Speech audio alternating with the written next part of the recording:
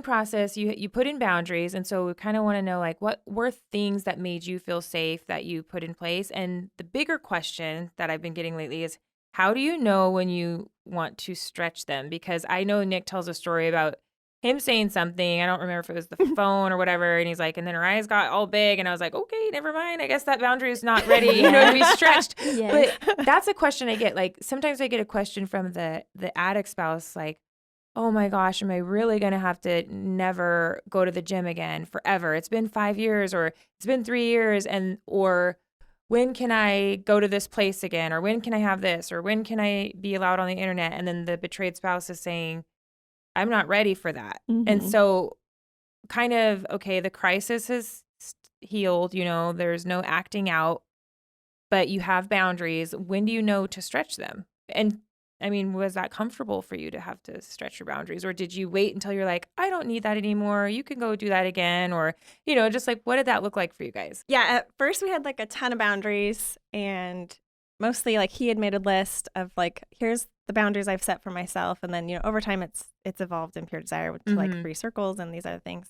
And the, I'm blanking on the name of the thing that they do, commitment to change each week, so things have been added in over time, but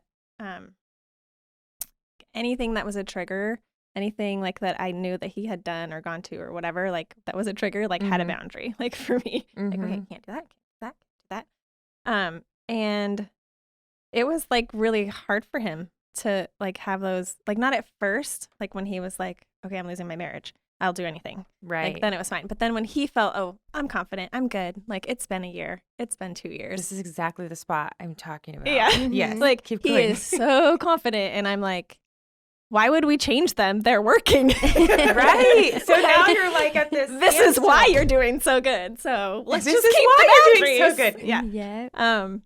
So that's how I felt for, I don't have like a memory of like, here's the timeline of like, oh, this was the day I was fine with all the boundaries. But we did throughout the first 5-7 years, revisit him every once in a while when he was getting confident and wanted to like break one, or if he broke one, I'm like, hey, that's a boundary, but there's a consequence for that.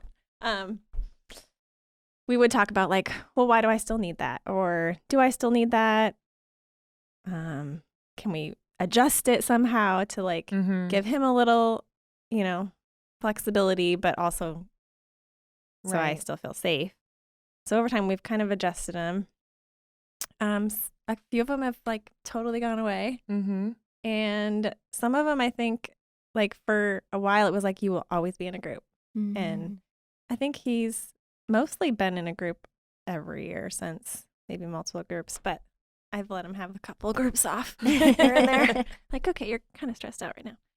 Take a year off. Take a month off. Yeah, that kind of is what, just that wrestling that you have to go through, because it's such complex work. It's not as clear as these are the boundaries and these are the things that make me feel safe when you have 2 spouses that seemingly are doing well, like you said, for maybe your 2 years and everything's been going great. And you're like, this is why, we can live in a cave the rest of our lives. It's totally fine. You don't ever have to go to the grocery store again. It's fine. You don't need a phone. You don't ever have to go to the gym. But then, this other person that's the struggler that's getting healthier and is like, I think I can stretch some areas. And like you said, some stay forever because it's just good marriage boundary. Like it's just good things to have in place, around your marriage. But he had like a, what do you call it? Smart guy, dumb phone or something. Dumb phone, smart guy. I don't remember what he called it. But for forever, and like finally, I don't remember what year, maybe it's year 7. He was like, do you think I can have a smartphone? And I was like, I don't know. I don't know if you can handle that. But I was like, yeah, you probably can. So yeah, I remember over that time. conversation too. The last dumb phone I ordered, John, was like, I had to get it off eBay and I felt like I was black market, like, where do I get a phone with no internet? And, and then our example was when he wanted to go to the gym. And that's where I had to, at first, year like 1 and 2, I was like, absolutely not. And he's a firefighter. I've told his story. He gets paid an hour a day to go work out. So it's really important that he stays fit. And I'm like, well, find a man gym. Like find whatever they have for men that's like curves. There's nothing. So I'm like, okay, shoot. So I was just like, no, I'm not ready for that. And then I think it was like year 3, he asked again. He's like, but the way he asked was so different too. It was like, when we get home, can we have a conversation about the gym? It wasn't in a tense moment, you know, where I was like, that's a red flag. So then we just put boundaries in, like, okay, I think I'm ready, but I had to, like you said, ask myself the questions, what is this boundary for? Mm-hmm.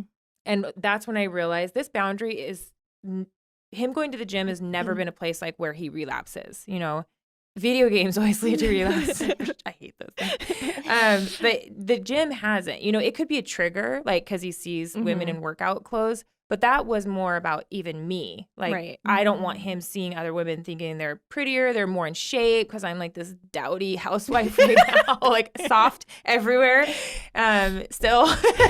But I didn't want him to go and see those prettier women. And so then I was like, okay, this really is more about my insecurities, and he can see pretty women anywhere. Yeah. Especially when you live near a beach. So the gym is not going to be the thing that saves him. And maybe having exercise each day would actually help his mental health better, because he gets depressed in the winter because they're so long. And so that was kind of my moment where I was like, okay, I think I'm okay with stretching this boundary. But if we're in a fight, you can't walk out the door and be like, I'm going to the gym, because that has been used before. Like, so that if you're on your way home, you can't say, and I'm expecting you because we have 4 kids, you know. Yeah. You can't say, oh, I'm going to stop at the gym first. Like, if I know you're going to be home at 5:30, I have it timed out. Like, I know you have to come home. And then the other thing was, like, sometimes you go 2 a day. And I'm like, we're parents of 4 kids. You don't get 2 a days. I mean, you don't get to go in the morning and evening. What? That makes me feel like not only just suspicious, but also